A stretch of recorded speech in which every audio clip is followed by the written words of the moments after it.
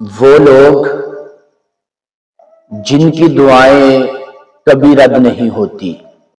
یاد رکھیے گا، دعا عبادت کا مغز ہے، اور خالق کائنات نے فرمایا وَإِذَا سَأَلَكَ عِبَادِي أَنِّي فَإِنِّي قَرِيبٌ أُجِيبُ دَعْوَةَ الدَّاعِ إِذَا دَعَانِ فَلْيَسْتَجِیبُوا لِی۔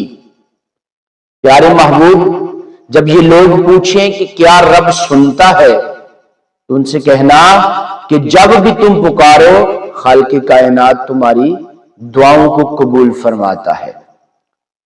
اگرچہ ہر مسلمان کی دعا قبول ہوتی ہے، لیکن کچھ ایسے لوگ ہیں کہ جن کی دعاؤں کو خالق کائنات کبھی رد نہیں کرتا۔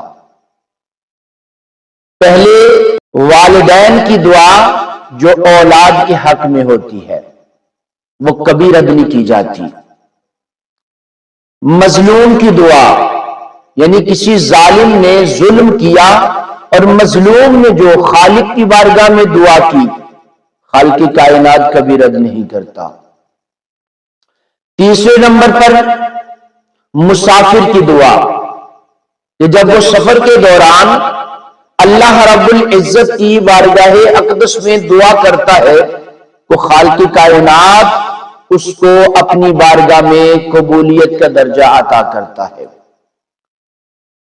اس کے بعد چوتھے نمبر پر ایسا حاکم جو عادل ہو، لوگوں سے عدل کرتا ہو، ان کے درمیان فیصلوں کی معاملات اللہ رسول کے احکام کے مطابق کرتا ہو، تو حاکم عادل کی دعا کو کبھی رد نہیں کیا جاتا۔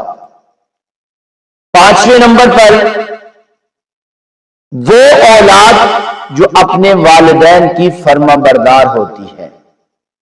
اگر ایسی اولاد اللہ رب العزت کی بارگاہ اقدس میں دعا کرے تو خالق کائنات اس کو اپنی بارگاہ میں درجہ قبولیت عطا فرماتا ہے۔ اور چھٹے نمبر پر روزے دار کی افطار کے وقت کی دعا۔ یاد رکھیے گا، میرے کریم نبی نے فرمایا للصائم فرحتان، فرحۃ عند افطارہ وفرحۃ عند لقاء ربہ، کہ روزے دار کی لیے دو خوشیاں ہیں، ایک افطار کے وقت، دوسری اپنے رب سے ملاقات کے وقت۔ تو جو افطاری کے وقت دعا انسان کرتا ہے خالق کائنات کبھی رد نہیں فرماتا۔ اور جو ساتویں نمبر پر بات فرمائی کہ مسلمان کی اپنے غیر حاضر اور حاضر بھائی کے لیے جو دعا ہوتی ہے نا، وہ دعا خالق کائنات کبھی بھی رد نہیں کرتا۔ تو یہ 7 طرح کے وہ لوگ ہیں کہ جن کی خالق کائنات کبھی دعاؤں کو رد نہیں فرماتا۔ اس لیے ہمیں چاہیے کہ ہم بھی ان لوگوں میں اپنا شمار کروائیں اور اللہ رب العزت کی بارگاہ میں قبولیت کے درجے پہ فائز ہو جائیں۔ تو اللہ کی بارگاہ میں دعا ہے خالق کائنات ہمیں ان چیزوں پہ عمل کی توفیق عطا فرمائے، صحیح معنوں کے اندر اللہ اور اس کے رسول کی اطاعت و فرما برداری کرنے کی توفیق عطا فرمائے۔